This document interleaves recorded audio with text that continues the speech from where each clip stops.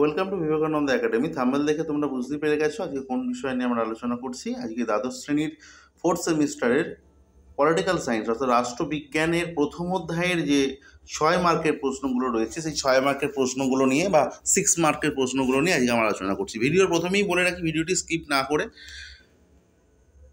ধৈর্য সহকারে ভিডিওটি দেখবে এবং খাতায় প্রশ্নগুলোকে তুলে নেবে, নোট ডাউন করবে এবং এই প্রশ্নগুলোকে বারংবার প্র্যাকটিস করলেই পরীক্ষায় নিশ্চিতভাবে কমন পাবে। একদম অবধারিতভাবে এই প্রশ্নগুলি প্রশ্নপত্রের সঙ্গে হুবহু মিলে যাবে। ঠিক আছে, এই প্রশ্নগুলোকে যত্ন সহকারে তুলে রাখো। চ্যানেলে নতুন এসে থাকলে চ্যানেলটিকে সাবস্ক্রাইব করবে এবং অল বেল আইকনটিকে ক্লিক করে পাশে থাকবে এবং ভিডিওটি ভালো লাগলে অবশ্যই একটি লাইক দেবে। আসছি ভিডিওর মূল পর্বে। প্রথম প্রশ্ন, চ্যাপ্টারের নাম হচ্ছে আন্তর্জাতিক সম্পর্ক, মূল ধারা এবং রাজনৈতিক মতবাদ সমূহ। 1 নম্বর প্রশ্ন যেটা রয়েছে অত্যন্ত গুরুত্বপূর্ণ একটি প্রশ্ন। আন্তর্জাতিক সম্পর্ক বলতে কি বোঝো? আন্তর্জাতিক সম্পর্কের সংজ্ঞা দাও। আন্তর্জাতিক সম্পর্ক বলতে কি বোঝো? আন্তর্জাতিক সম্পর্কের সংজ্ঞা দাও। এটা ইম্পর্টেন্ট প্রশ্ন, 6 মার্কের জন্য। আসছি পরবর্তী প্রশ্নে। 2 নম্বর প্রশ্ন, আন্তর্জাতিক সম্পর্ক ও আন্তর্জাতিক রাজনীতির মধ্যে পার্থক্য লেখো। ভেরি ভেরি ভেরি ইম্পর্টেন্ট প্রশ্ন। আন্তর্জাতিক সম্পর্ক ও আন্তর্জাতিক রাজনীতির মধ্যে পার্থক্য।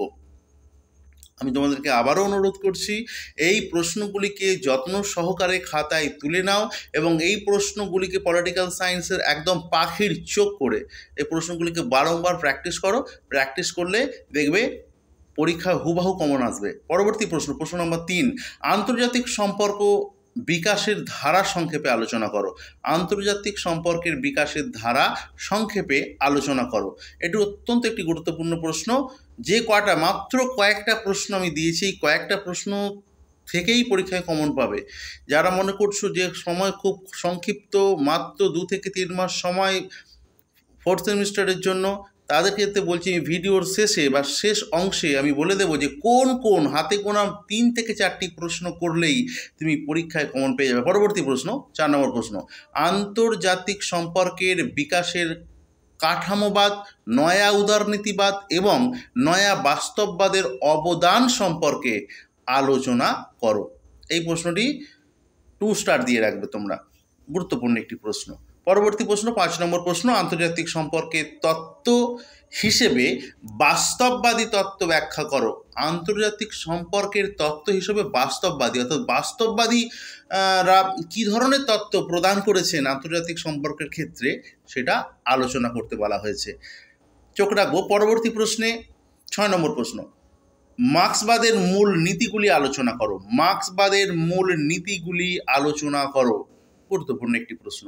7 নম্বর প্রশ্ন, আন্তর্জাতিক সম্পর্কের তথ্য হিসাবে, এটা তত্ত্ব হবে, তথ্য নয়, তত্ত্ব হবে, হিসাবে বাস্তববাদ ও আদর্শবাদের তুলনামূলক আলোচনা করো। অর্থাৎ পার্থক্য লিখতে বলছে, বাস্তববাদ এবং আদর্শবাদের মধ্যে পার্থক্য লিখতে বলছে।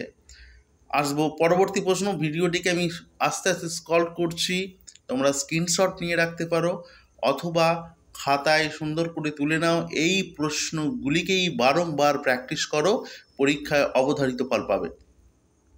8 নম্বর প্রশ্ন, বাস্তববাদ সম্পর্কে মর্গেনথাউ, এটা স্পেলিংটা মিস্টেক হয়েছে, মর্গেনথাউ এর ব্যাখ্যা বা বিশ্লেষণ করো।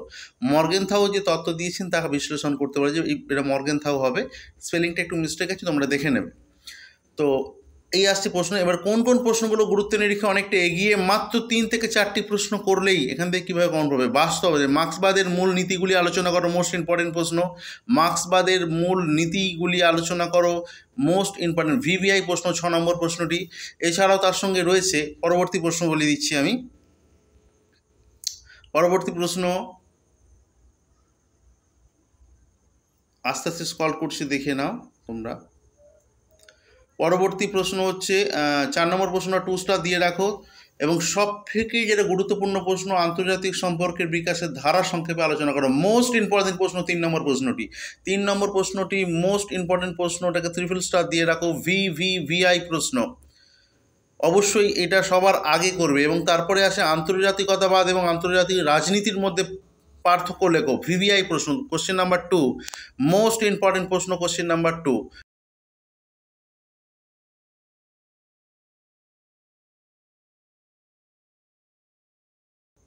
নেক্সট প্রশ্ন